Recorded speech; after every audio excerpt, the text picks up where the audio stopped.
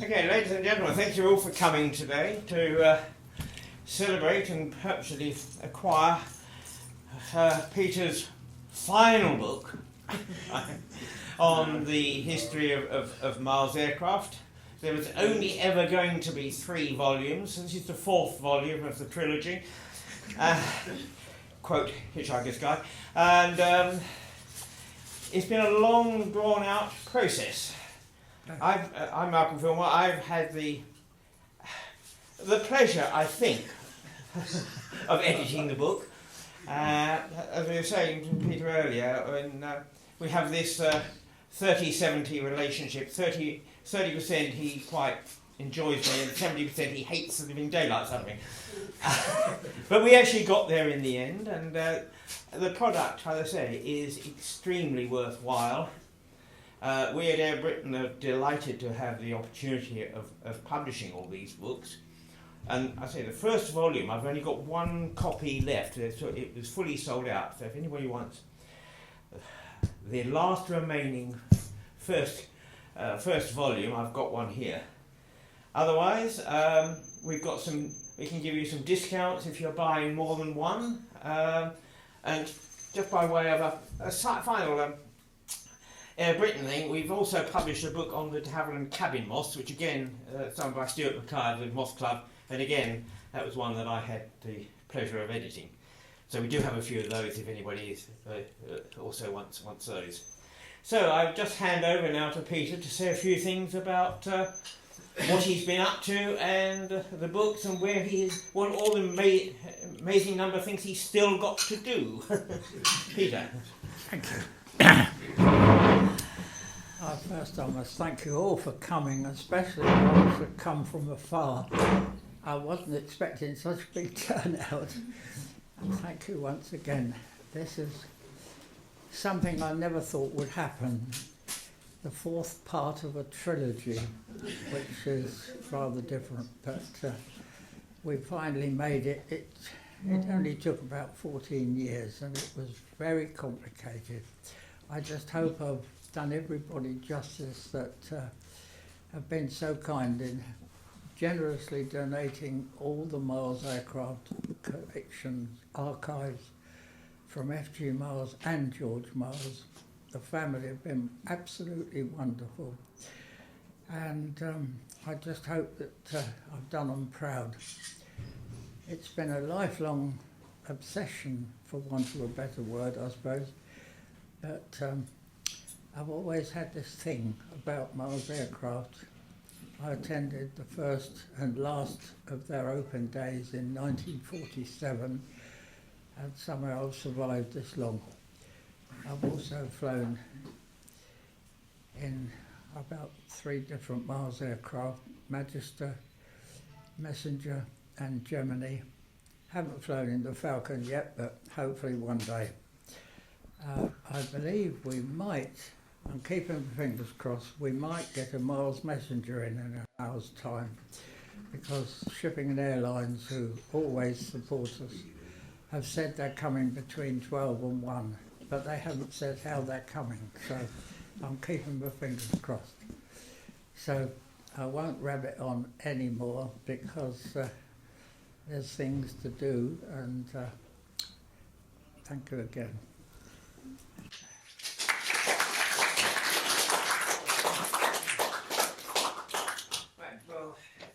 The rest of this meeting, I think, is going to be social and chit-chat, Yeah. and talking about Mars and talking to Peter, hopefully buying some books,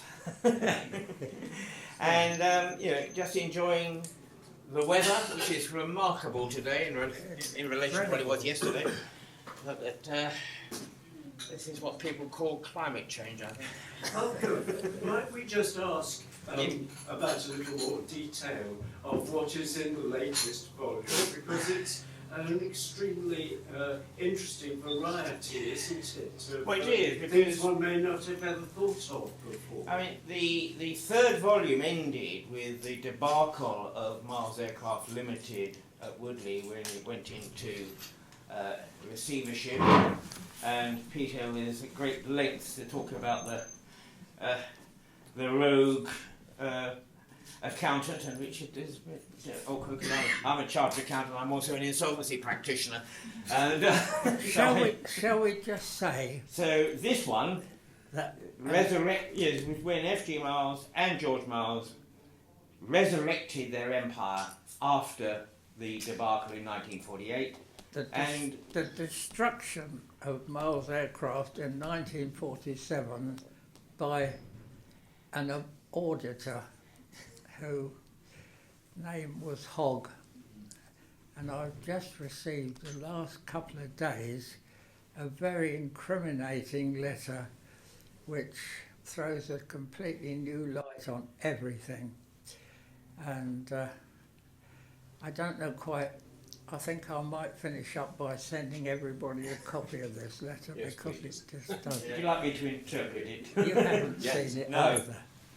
But Because I started off as an insolvency practitioner in the insolvency industry in 1965, which is not that long after all this debacle took place. So I'm well aware of the practices of insolvency profession in those days, which were more than a bit dubious, particularly in certain firms. shall we say that this auditor wasn't employed by the company, but was put in by Bank.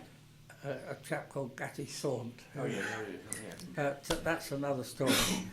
but the story is in the third volume. Volume 3, yeah.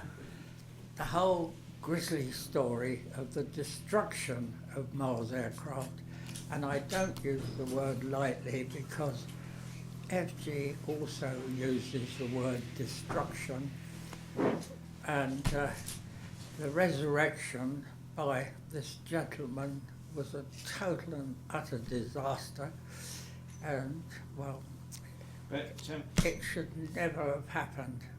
But we were living in the immediate post-war years, and you know there were lots of problems in production in those days, of course. Yeah. But I don't disagree with you. There could have been a better answers done in 1947. There should have been, yeah. But And to read the full stories, you will need, of course, to buy the full set of the books. In triplicate. And I mean, unlike many aviation books, this actually tells the story of the Miles, their companies and such like, as well as all the detailed histories of the aircraft. So it's both an aircraft history book for those who like aircraft histories, and it tells you the full story, the history of Miles and some of the I think unlikely things that he did, like yeah. stealing the wife of his former partner. The confusion bit about Volume 4 is that F.G. Miles, when he started up again at Red Hill in 1948, was really only looking to do things that might make a profit, whereas George Miles was only really interested in aeroplanes, knowing full well that they probably wouldn't, but that's another story, which I've tried to explain in Volume 4, because George Miles finished up going down to Airspeeds as their assistant chief designer. For only for a few years, though. Yeah. Then he came back. With the idea of taking over as chief designer when the designer of Airspeeds retired. And George Miles picked up a real can of worms with the ambassador, because it wasn't, although it looked beautiful, it was a real structural disaster. And George Miles managed to sort it out. And then he became responsible for designing the Vampire Trainer. So that was his thing at Airspeeds, which by that time had been taken over by de Havilland's. Another long story, George didn't want to go to Hatfield, so he then joined his brother at Shoreham again. And the different companies that both FG and George formed, well, it makes a book. It's very complicated. I hope I've done it in a way that you can hopefully understand. It only took 14 years, but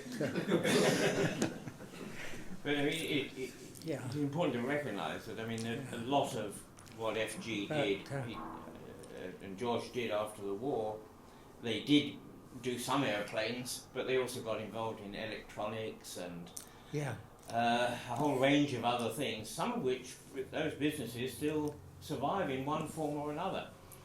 Flight simulators and everything that you can think of. If you come across a company called Link Miles, that was formed out of Miles. So there is continuity going on still. Yes.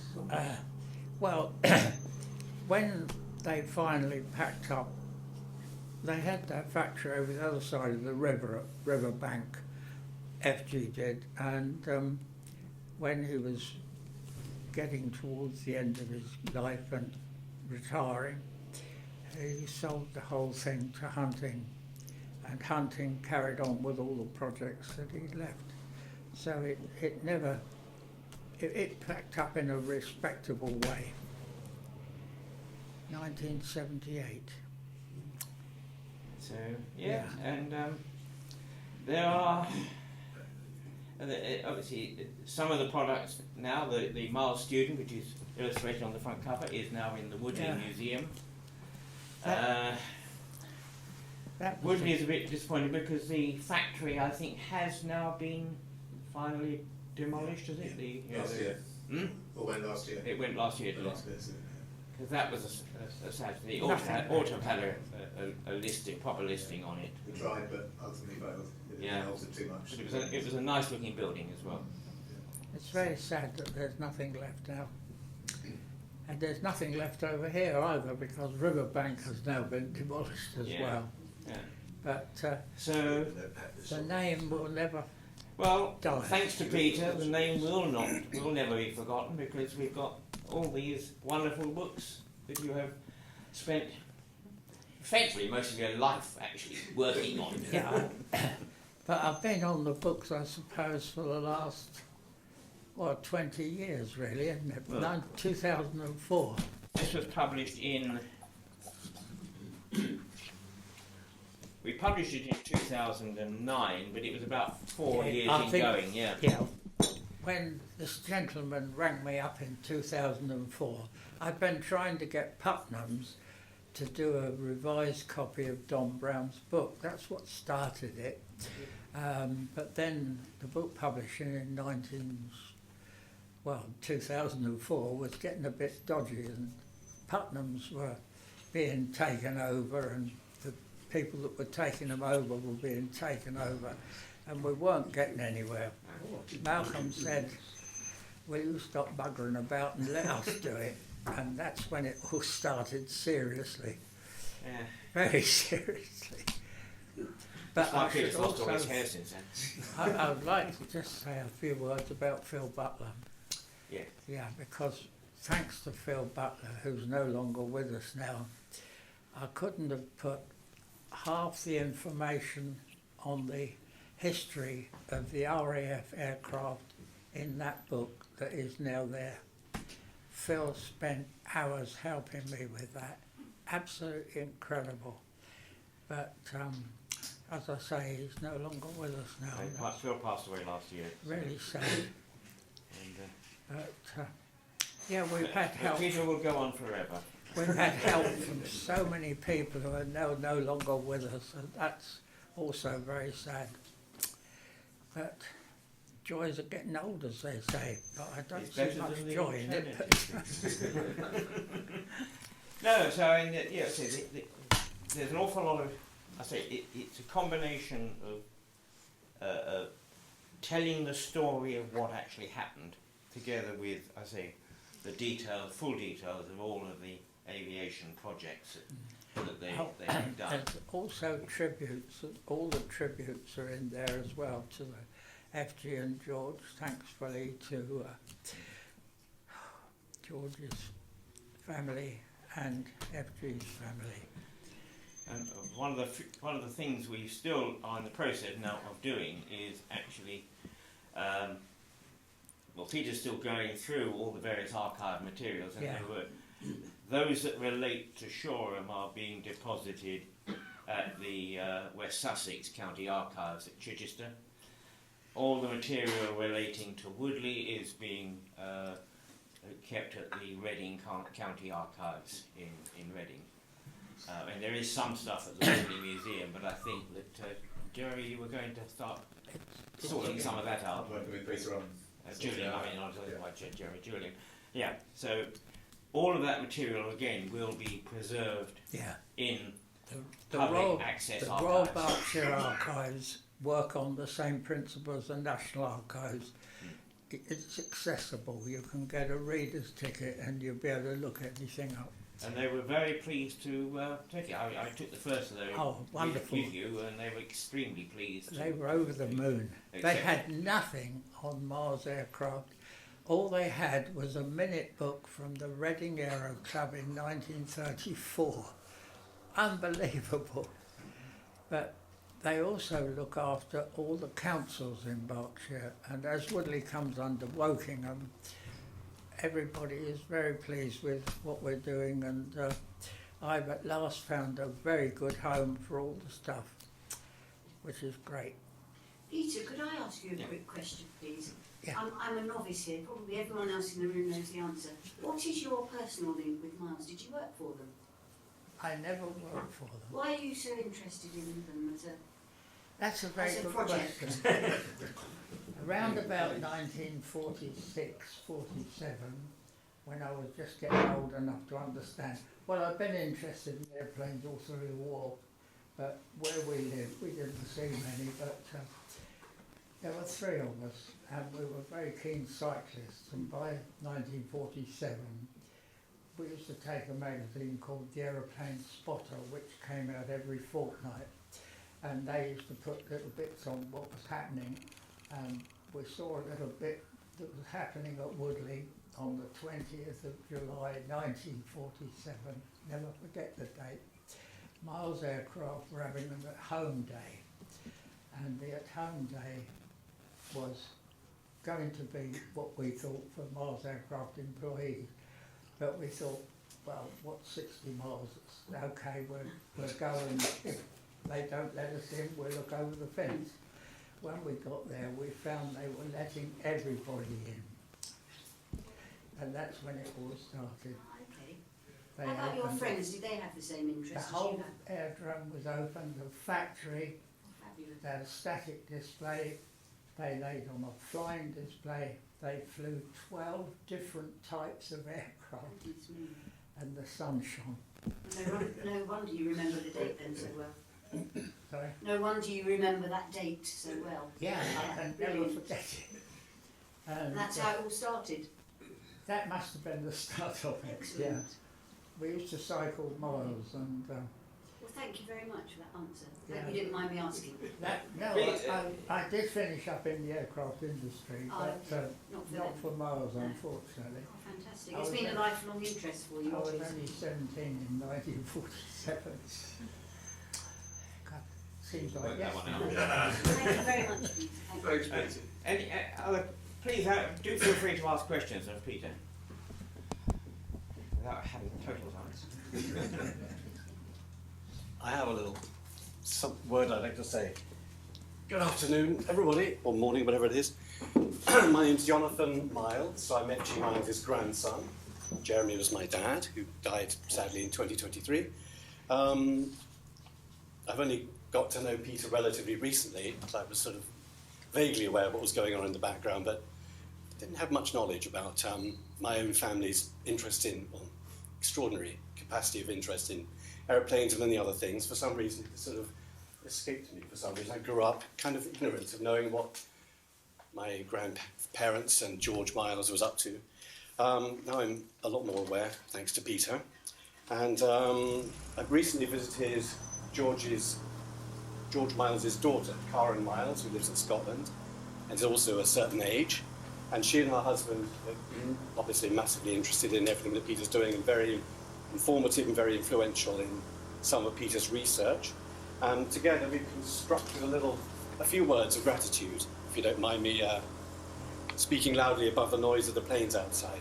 So on behalf of Karen and her husband Jim, their children, myself, my wife who's not here today, but my daughter Lola and my son, we would like to express our deepest gratitude for your monumental achievement in recording such a significant period in our family's history and in aviation history through your 4 volumes of Miles Aircraft. Your work is far more than a historical account. It is a celebration of imagination, originality, courage, and perseverance. Through your meticulous research, you've captured the visionary spirit of the Miles brothers from their humble origins, which we know is in the cleaning business in Portslade, and the artistry of Blossom Miles. And they pursued their dream of advancing light aviation for Britain, often leading the way in cutting-edge global technology and exploring a vision of social equality that was revolutionary at the time. The scope of their achievements, from the blended wing design of the late 30s to the groundbreaking M.52 supersonic project in 1943, plus scores of patents and other designs, including the biro and the first photocopier, highlight their remarkable contributions to aviation and to the world. Interestingly, your work, your author works, also shed light on the destruction, as we've said earlier today, of all the Miles enterprises in 1947 by a Machiavellian financial director who, having been appointed by Barclays Bank to work at the highest level of trust with the Miles team, secretly cooked the books and crucified the Miles business, including Miles Aircraft in Ireland, the Biro Pen Company, the photocopier, everything. All went under his hammer. All the gory details, as Peter keeps telling me, are in volume 3. Yes, and of course you need to read volume 1, 2 and 4 to make sense of it. You also describe how FG and co-director Sir William Mount, who incidentally is the maternal grandfather to our ex-Prime Minister David Cameron, they survived an attempt by the Board of Trade to ruin their personal reputations 17 days in the Old Bailey, which they survived and came out tops. So the way you tell these parts of the story with such straightforward honesty and clarity reflects the extensive research and dedication that you've put into this project, a life project, which is both poignant and enlightening. The result is a set of books that not only bring life to the story of our family, but also stand as a testament to technical genius and historical depth. The completeness of your work, coupled with your ability to make even the most complex topics engaging and accessible, is unparalleled. Karen Miles' husband, Jim, who has been closely following the Miles Aircraft story for many, many years, as attests to me with confidence that your books are among the best he has ever encountered. We are truly fortunate that you chose to tell the story of our family, and we will be forever grateful to you for your dedication to preserving the important chapter in British aviation history. From the bottom of our hearts, all the Mileses are still with us, not many of us, but a few. Thank you, Peter. Thank you. We feel incredibly privileged that you chose this family as your canvas. And with sincere appreciation from us all, a little something from my grandfather's desk, from FG's personal desk. I think it's a peregrine. It's an M18 peregrine, I think, with a little dedication to it.